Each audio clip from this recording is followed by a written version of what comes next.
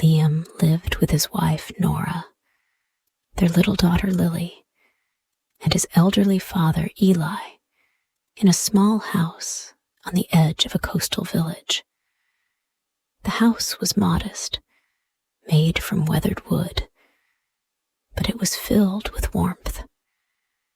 Each morning, the scent of salt water drifted through the open windows, mixing with the smell of fresh bread baked by Nora. Liam loved his work. He was a carpenter, shaping wood into beautiful and useful pieces of furniture. He was skilled, and his hands moved gracefully over the wood as he worked. But despite his love for carpentry, there were times when the work didn't pay enough, especially during the off-season for fishing. Winter was the hardest time of year, when the village seemed to go quiet, and the sea was too cold for fishing. Liam was a man who wanted more for his family. He didn't want his daughter to grow up in a house that was always tight on money. He wanted to provide her with everything she needed: a comfortable home, good food, and the chance to go to school. But he knew that to do that, he would have to leave the village for a time. One evening, as Nora tended to the fire, Liam sat with Eli at the wooden table, his hands worn from a long day's work. Eli had been a fisherman for as long as Liam could remember, but his age was catching up with him. His hands shook slightly as he sipped his tea. "Liam, I know you're thinking of leaving," Eli said, his voice low and steady. "But remember, the town isn't like this village. People there are different. You have to watch out for yourself." Liam nodded, his mind already on the road ahead. "I'll be back soon, Pa," he said, his voice firm. "I just need to find better work, so we won't have to struggle so much." Nora looked at him with concern. She knew he had a good heart, but she worried about how the busy town life might change him. "Take care of yourself, Liam. I'll be here, waiting." Liam gave her a reassuring smile, though a knot formed in his stomach. He knew this was hard for her, but he also knew he couldn't stay. He needed to take this step for their future. Liam packed a small bag with the essentials, a few changes of clothes, some bread and cheese, and a small pouch of money. As he left the house early the next morning, the soft light of dawn spread over the village. The air was cool, and the road ahead seemed endless. His heart was heavy, but he was determined. The journey to the town was long. The path was lined with trees and fields, and Liam couldn't help but think of his family back home. Each step away from them made him feel more anxious, but he kept telling himself it would be worth it. Along the way, he met a few travelers who were heading in the same direction. They didn't say much to him, but there was something about their faces that made Liam realize they, too, were searching for something. Whether it was work, shelter, or food. They were all people with hopes and dreams, just like him. In the small inns where Liam stayed along the way, he overheard stories from other travelers. They spoke of their families, their hardships, and their dreams. The more he heard, the more he thought about Nora and Lily. He missed them already. When Liam finally arrived in the town, it was a lot bigger than he had expected.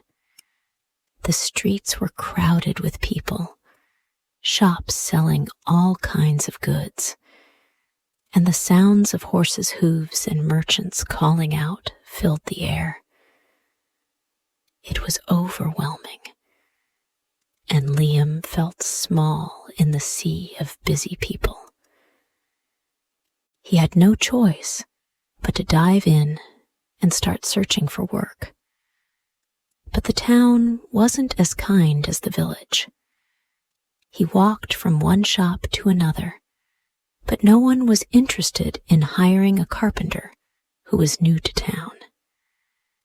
He began to feel discouraged. It seemed like everyone was too busy with their own problems to care about a stranger. Liam spent several days wandering the streets of the town, knocking on doors and asking for work. No one seemed to have anything for him, and he began to lose hope.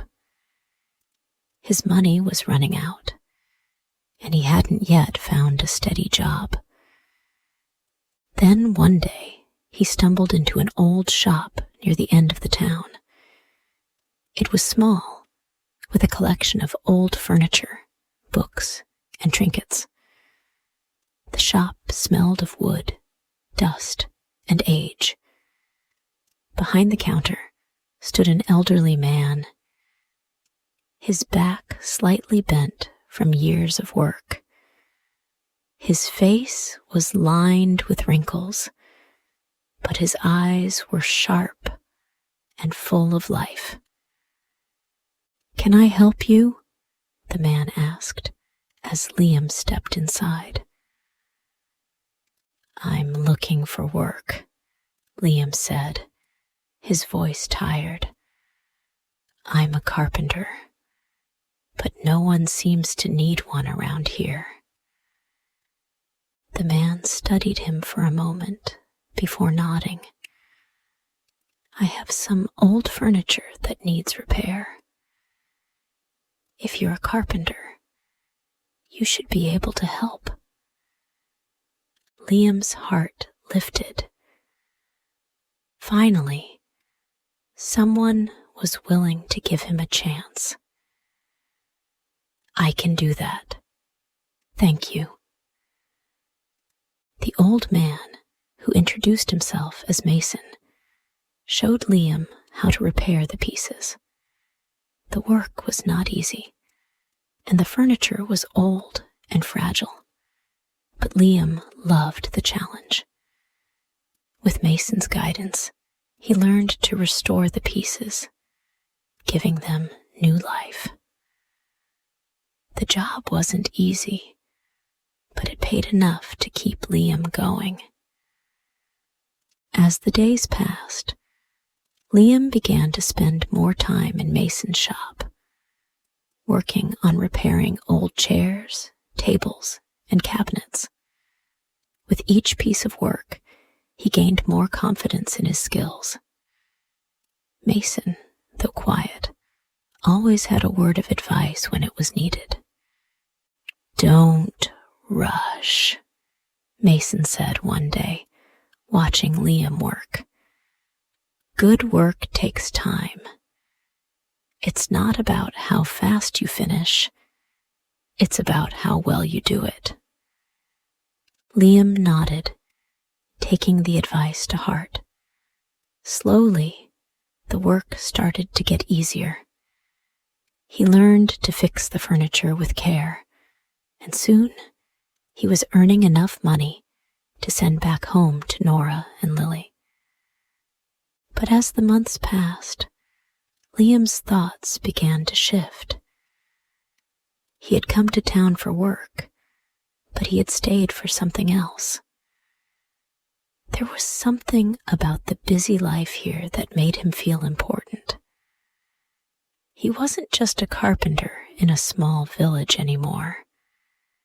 He was starting to make a name for himself. As time went on, Mason became more than just an employer to Liam. He became a mentor, teaching him not only about carpentry, but about life. Mason had seen a lot in his years, and though he had no family of his own, he had learned how to live a life full of meaning.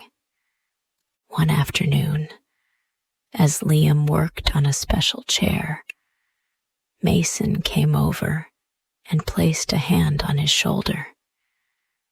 "You're a good worker, Liam," Mason said. "But remember, there's more to life than just work. It's about the people you care about. Don't let your success here fool you. The money and recognition will come and go. But family, loyalty, and honesty, that's what matters in the end." Liam paused, wiping his hands on his apron. "I know, Mason, but I came here to provide for them. I want to give them a better life. I want to give them more than what we had." Mason smiled. "I understand that.